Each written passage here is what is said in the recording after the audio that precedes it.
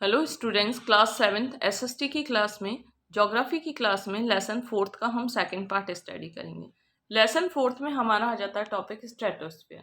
Stratosphere 50 kilometre height में फैली हुई लेयर होती है जो कि एटमॉस्फेयर का ही एक लेयर होती है। फिर है स्ट्रेटोस्फेयर में सबसे ज़्यादा ओजोन के कंटेंट्स होते हैं जो सन की अल्ट्रावायलेट रेज से हमें प्रोटेक्ट करते हैं। नेक्स्ट टॉपिक में आ जाते हैं हम लोग the region of atmosphere with the highest concentration of ozone. Stratosphere जो कि एटमॉस्फेयर की एक लेयर होती है, उसमें सबसे ज़्यादा ओजोन मिलती है, इसलिए इसे ओजोन स्फीयर भी कहते हैं। फिर नेक्स्ट हमारा टॉपिक आ जाता है मीसोस्फेयर। मीसोस्फेयर में हमारा पॉइंट है the third layer. It means first layer हुई ट्रोपोस्फेयर, सेकेंड लेयर हुई स्ट्रेटोस्फेयर और थर्ड लेयर हुई मीसोस्फेयर। मीसोस्फेयर की हाइट होती है 80 किलोमीटर। फिर है the temperature start decrease. Temperature decrease होता जाता है, जैसे जैसे हाइट पे पहुंचते जाते हैं टेम्परेचर डिक्रीज होता जाता है with height and reaches about, और कितने डिग्री सेल्सियस तक पहुंच जाता है 100 डिग्री सेल्सियस तक टेम्परेचर पहुंच जाता है at the height of the 50 kilometre. 50 kilometre height पे 100 डिग्री टेम्परेचर पहुंच जाता है। फिर नेक्स्ट टॉपिक पे आ जाते हैं हम लोग थर्मोस्फेयर। थर्मोस्फेयर लास्ट लेयर है इसकी। इट मीन्स मीसोस्फेयर के ऊपर जो लेयर होती है laying above the mesosphere, this layer extend up to a height to more than 400 kilometre. Thermosphere की जो लेयर होती है वो 400 किलोमीटर तक फैली हुई होती है, मतलब 400 किलोमीटर एरिया में फैली हुई होती है हाइट में। This layer contains ions which are particles that reflect radio waves back to the earth and enable wireless communication. This layer it means thermosphere contains ions। इसमें ions के contents होते हैं which are particles that, जो एक particles होते हैं, जो एक ऐसे particles होते हैं ion के जो thermosphere में हमें मिलते हैं, that reflects radio waves back to the, जो सन की जो अल्ट्रावायलेट रेज होती है उनको बैक कर देते हैं, अर्थ पे वापस बैक कर देते हैं और enable wireless communication. Radio waves it means radio से आने वाली जो वेव्स होती हैं उन्हें बैक कर देते हैं, और अनेबल इट मीन्स बिना वायरलेस के भी हम कम्युनिकेट कर सकते हैं एक पर्सन से दूसरे पर्सन। इसे हम कहते हैं आयनोस्फीयर। फिर एक बार वापस बता देती हूँ स्टूडेंट कि जो this layer extend it means thermosphere की लेयर होती है 400 किलोमीटर तक एक्सटेंड होती है। दिस लेयर थर्मोस्फेयर की लेयर होती है, उसमें आयन्स के कंटेंट्स होते हैं विच आर पार्टिकल्स, जो पार्टिकल्स होते हैं डेट रिफ्लेक्ट्स रेडियो वेव्स, जो रेडियो वेव्स को रिफ्लेक्ट करते हैं बैक टू द अर्थ तक पहुंचाने में। फिर है इस बेस पे हम अनेबल वायरलेस कम्युनिकेशन, बिना वायरलेस कम्युनिकेशन हम करने के लिए अनेबल नहीं होते हैं, इसलिए हम यहाँ पे कहते हैं आयनोस्फेयर लेयर भी कहते हैं हम इसे। फिर नेक्स्ट हमारा पॉइंट आ जाता है एक्सोस्फेयर। एक्सोस्फेयर की लेयर होती है हमारा this is the upper most layer which extend to a height of the 1600 kilometre. ये सबसे ज़्यादा ऊपर की लेयर होती है एक्सोस्फेयर। एक्सोस्फेयर के बाद जो कि 1600 किलोमीटर एरियाज में फैली हुई होती है। अब हम एटमोसफेयर की सिग्निफिकेंस स्टडी करते हैं। सिग्निफिकेंस का मतलब होता है इंपॉर्टेंस स्टडी करते हैं।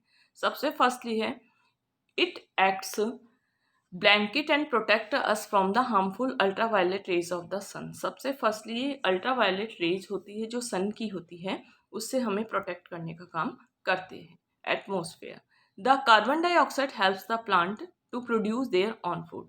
कार्बन डाइऑक्साइड गैस प्लांट्स को हेल्प करती है फोटोसिंथेसिस प्रोसेस के थ्रू, ताकि वो अपना फूड खुद प्रोड्यूस कर सकते हैं। फिर नेक्स्ट पॉइंट है it helps in keeping the earth warm by the observing heat. जो एटमॉस्फेयर होता है उसमें ऑब्जर्व कर लेता है हीट को। इट मीन्स अर्थ में दिन में जो हीट होती है उसको ऑब्जर्व कर लेता है, उससे हमें प्रोटेक्ट करता है। फिर है the presence of oxygen and the nitrogen. Oxygen और नाइट्रोजन की प्रेजेंस पे is essential for the survival and growth of both animal and the plant. जो कि ऑक्सीजन और नाइट्रोजन एनिमल और प्लांट दोनों की लाइफ के लिए ज़रूरी होती है, ये प्रेजेंस में सर्वाइव करने में हमारी हेल्प करता है। फिर नेक्स्ट हमारा पॉइंट आ जाता है सिग्निफिकेंस ऑफ द एटमॉस्फेयर में the water vapour in the atmosphere leads the precipitations and the influence weather and the climate. जो एटमॉस्फेयर में जो वाटर वेपर्स होते हैं, वाटर वेपर्स इट मीन्स पानी की जो छोटी छोटी बूंदें होती हैं, वो हमें हेल्प करती हैं। इट मीन्स वो हेल्प करती हैं बरसात के होने में, प्लस वेदर और क्लाइमेटिक कंडीशन को इफेक्ट करती हैं। फिर नेक्स्ट हमारा पॉइंट आ जाता है, अब हम वेदर एंड क्लाइमेट स्टडी करेंगे।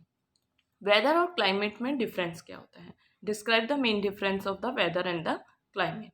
Weather is the atmospheric condition in a small area over a short period of time.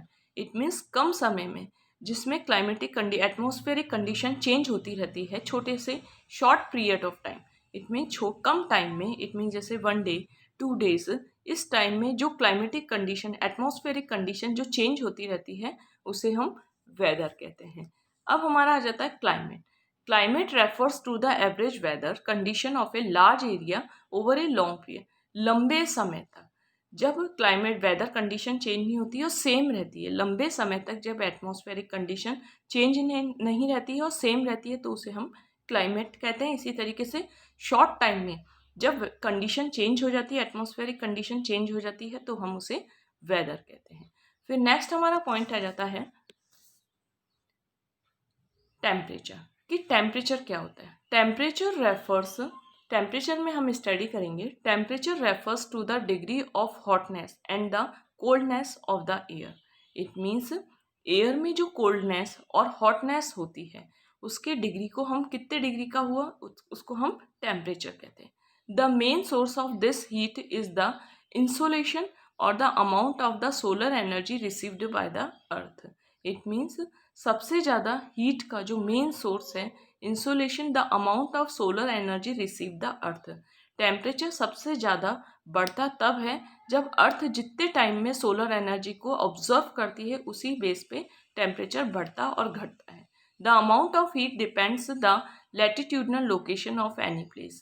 जो हीट का अमाउंट होता है कि अर्थ किन किन एरियाज में कितने कितने परसेंटेज पे टेम्परेचर को ऑब्जर्व करती, हीट को ऑब्जर्व करती है, ये लैटिट्यूडनल लोकेशन पे डिपेंड करता है।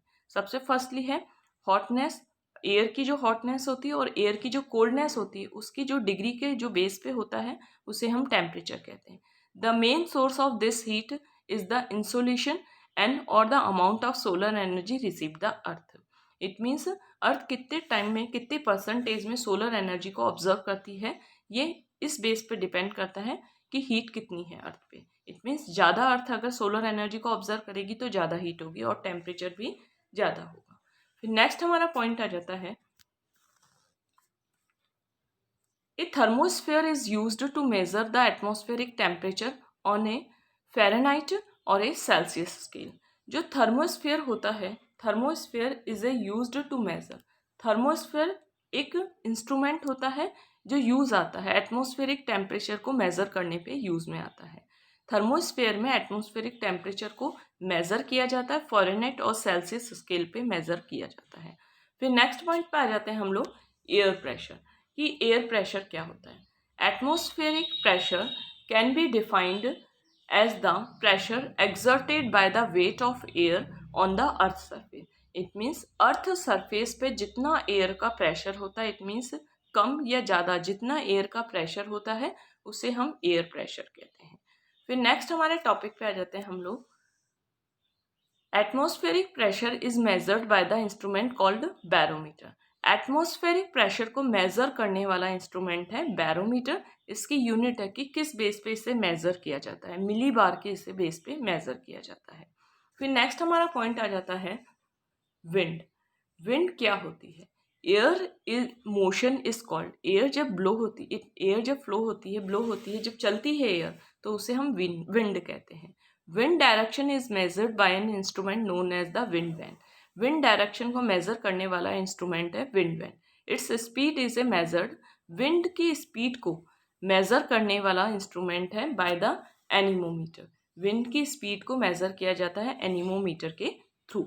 There are broadly 3 types of wind. Winds 3 types की होती हैं। सबसे फर्स्टली हमारा परमानेंट विंड्स होती हैं, सेकेंडली है सीजनल विंड्स होती हैं और थर्डली है लोकल विंड्स होती हैं। फिर नेक्स्ट पॉइंट आ जाता है हमारा परमानेंट विंड्स क्या होती हैं। Winds which blow from the sub tropical high pressure belts to equator low pressure belt. It means जो विंड हाई प्रेशर से लो प्रेशर पे बिलो होती हैं उन्हें हम ट्रेड विंड्स कहते हैं। इट मीन्स सब ट्रॉपिकल एरिया से लेकर इक्वेटोरियल एरिया तक बिलो होती हैं उन्हें हम ट्रेड विंड्स कहते हैं। इट मीन्स जो विंड्स सब ट्रॉपिकल हाई प्रेशर एरिया, जो हाई प्रेशर एरिया होता है इट मीन सब ट्रॉपिकल एरिया होता है, इक्वेटर एरिया तक ब्लो होती है, उसे हम ट्रेड विंड्स कहते हैं। तो स्टूडेंट्स, हमने अपने सेकंड वीडियो में विंड्स के अलग अलग टाइप डिस्कस किए थे और एयर प्रेशर और एटमॉस्फेरिक प्रेशर डिस्कस किया था। हम अपने नेक्स्ट वीडियो में हम लेसन 4 का रेस्ट पार्ट स्टडी करेंगे।